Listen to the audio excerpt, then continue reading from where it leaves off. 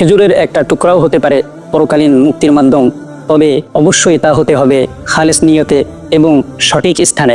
তেমনই এক আস্থার জায়গার নাম মাস্তুল ফাউন্ডেশন। প্রিয় দর্শক শ্রোতা, আপনাদেরই প্রিয় প্রতিষ্ঠান মাস্তুল ফাউন্ডেশন নির্মাণ করতে যাচ্ছে 10 তলা ভবন বিশিষ্ট এমন একটি ইসলামিক শেল্টার হোম, যেখানে আপনাদেরই অর্থায়নে নির্মিত হবে মসজিদ, যেখানে মুসল্লিরা ইবাদত বন্দেগীতে মগ্ন থাকবে, সেজদায় লুটিয়ে পড়বে মহান রবের কুদরতি পায়ে।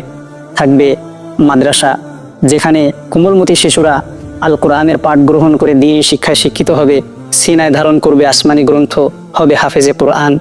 সেখানে থাকবে ইতিমখানা।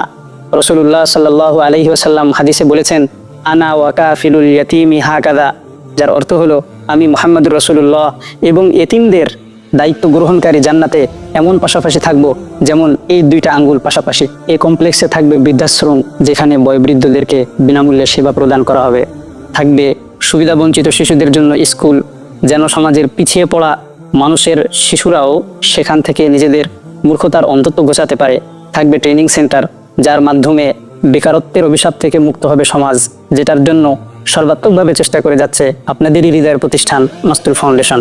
আরও থাকবে সকলের জন্য উন্মুক্ত ও সমৃদ্ধ লাইব্রেরি, যেখানে জ্ঞান পিপাসুরা জ্ঞান আহরণ করবে, দিন ধর্ম বিকশিত হবে, চিন্তা গবেষণার উৎকর্ষ সাধন হবে। থাকবে মেডিকেল কর্নার, অসহায় ও দুস্থ শ্রেণীর মানুষেরা সেখানে বিনামূল্যে চিকিৎসা সেবা পাবে। সম্মানিত সুধী, মাস্তুল ফাউন্ডেশন তৈরি করে দিচ্ছে আমাদের জন্য এমন একটি সুযোগ, যেটাকে কাজে লাগিয়ে আমরা আজীবন সাদকায়ে জারিয়া কার্যক্রমে অংশগ্রহণ করতে পারবো, অর্জন করতে পারবো মহান রবের সন্তুষ্টি, গড়তে পারবো আখিরাতের পুঁজি। বহুমুখী সমাজ সেবামূলক 10 তলা ভবন বিশিষ্ট ইসলামিক শেল্টার হোম নির্মাণের এ মহৎ কাজে মাত্র 1 লক্ষ টাকার একটি কন্ট্রিবিউশন শেয়ার গ্রহণ করে আপনিও হতে পারেন মহাপুণ্যের একজন গৌরবান্বিত অংশীদার। নবীজি সাল্লাল্লাহু আলাইহি ওয়াসাল্লামের ভাষ্যমতে, এক টুকরো খেজুর যদি জাহান্নামের আগুন থেকে মুক্তি দিতে পারে, তাহলে এই ক্ষুদ্র দানও হতে পারে আপনার আমার আখিরাতের অশেষ পুঁজি। আসুন আমরা সকলে মিলে এই মহাপুণ্যের কাজে শরিক হই। এটা শুধু দান নয়, এটা হবে আমাদের আখিরাতের বিনিয়োগ।